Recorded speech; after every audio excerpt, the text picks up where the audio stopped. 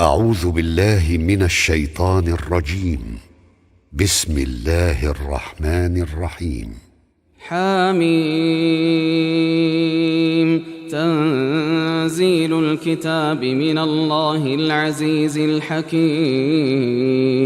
ما خلقنا السماوات والأرض وما بينهما إلا بالحق وأجل مسمى، والذين كفروا عما أنذروا معرضون. قل أرأيتم ما تدعون من دون الله أروني ماذا خلقوا من الأرض أم لهم شرك في السماوات. ائتوني بكتاب من قبل هذا أو أثارة من علم إن كنتم صادقين. ومن أضل ممن يدعو من دون الله من لا يستجيب له إلى يوم القيامة وهم عن دعائهم غافلون. وإذا حشر الناس كانوا لهم أعداء وكانوا بعبادتهم كافرين. وإذا تتلى عليهم آياتنا بينات قال الذين كفروا للحق لما جاءهم هذا سحر مبين. أم يقولون افتراه قل إن افتريته فلا تملكون لي من الله شيئا هو أعلم بما تفيضون فيه كفى به شهيدا بيني وبينكم وهو الغفور الرحيم. قل ما كنت بدعا من الرسل وما أدري ما يفعل بي ولا بكم إن أتبع إلا ما يوحى إلي وما أنا إلا نذير مبين. قل أرأيتم إن كان من عند الله وكفرتم به وشهد شاهد من بني إسرائيل على مثله فآمن واستكبرتم إن الله لا يهدي القوم الظالمين. وقال الذين كفروا للذين آمنوا لو كان خيرا ما سبقونا إليه وإذ لم يهتدوا به فسيقولون هذا إفك قديم. ومن قبله كتاب موسى إماما ورحمة وهذا كتاب مصدق لسانا عربيا لينذر الذين ظلموا وبشرى للمحسنين. إن الذين قالوا ربنا الله ثم استقاموا فلا خوف عليهم ولا هم يحزنون أولئك أصحاب الجنة خالدين فيها جزاء بما كانوا يعملون. ووصينا الإنسان بوالديه إحسانا حملته أمه كرها ووضعته كرها وحمله وفصاله 30 شهرا حتى إذا بلغ أشده وبلغ 40 سنة قال رب أوزعني أن أشكر نعمتك التي أنعمت علي وعلى والدي وأن أعمل صالحا ترضاه وأصلح لي في ذريتي إني تبت إليك وإني من المسلمين أولئك الذين نتقبل عنهم أحسن ما عملوا ونتجاوز عن سيئاتهم في أصحاب الجنة وعد الصدق الذي كانوا يوعدون. والذي قال لوالديه أف لكما أتعدانني أن أخرج وقد خلت القرون من قبلي وهما يستغيثان الله ويلك آمن إن وعد الله حق فيقول ما هذا إلا أساطير الأولين.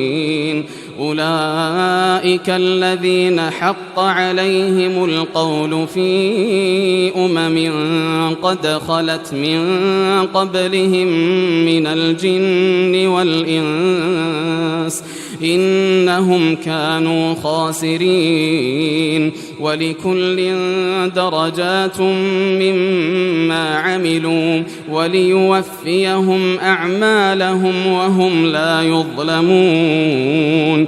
ويوم يعرض الذين كفروا على النار أذهبتم طيباتكم في حياتكم الدنيا واستمتعتم بها فاليوم تجزون عذاب الهون بما كنتم تستكبرون في الأرض بغير الحق وبما كنتم تفسقون. واذكر أخا عاد إذ أنذر قومه بالأحقاف وقد خلت النذر من بين يديه ومن خلفه ألا تعبدوا إلا الله إني أخاف عليكم عذاب يوم عظيم. قالوا أجئتنا لتأفكنا عن آلهتنا فأتنا بما تعدنا إن كنت من الصادقين. قالوا أجئتنا لتأفكنا عن آلهتنا فأتنا بما تعدنا إن كنت من الصادقين.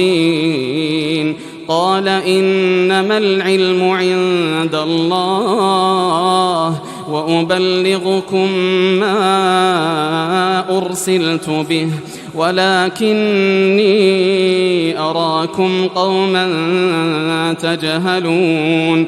فلما رأوه عارضا مستقبل أوديتهم قالوا هذا عارض ممطرنا بل هو ما استعجلتم به ريح فيها عذاب أليم تدمر كل شيء بأمر ربها فأصبحوا لا يرى إلا مساكنهم كذلك نجزي القوم المجرمين.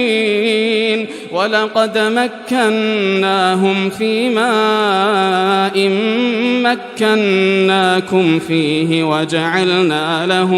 وجعلنا لهم سمعا وأبصارا وأفئدة فما أغنى عنهم سمعهم ولا أبصارهم ولا أفئدتهم من شيء إذ كانوا يجحدون بآيات الله وحاق بهم ما كانوا به يستهزئون. ولقد أهلكنا ما حولكم من القرى وصرفنا الآيات لعلهم يرجعون.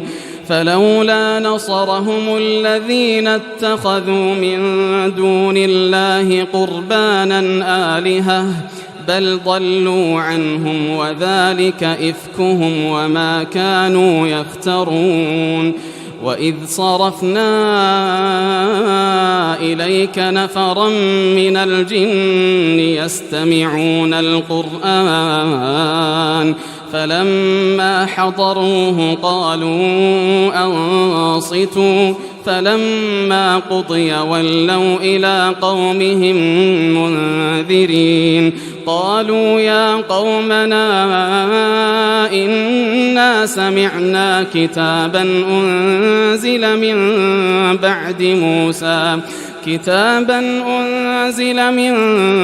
بعد موسى مصدقا لما بين يديه يهدي إلى الحق وإلى طريق مستقيم يا قومنا أجيبوا داعي الله وآمنوا به يغفر لكم من ذنوبكم ويجركم من عذاب أليم ومن لا يجب داعي الله فليس بمعجز في الأرض وليس له من دونه أولياء أولئك في ضلال مبين أولم يروا أن الله الذي خلق السماوات والأرض ولم يعي بخلقهن بقادر على أن يحيي الموتى بلى إنه على كل شيء قدير ويوم يعرض الذين كفروا على النار أليس هذا بالحق قالوا بلى وربنا قال فذوقوا العذاب بما كنتم تكفرون فاصبر كما صبر أولو العزم من الرسل ولا تستعجل لهم كأنهم يوم يرون ما يوعدون لم يلبثوا إلا ساعة من نهار بلاغ فهل يهلك إلا القوم الفاسقون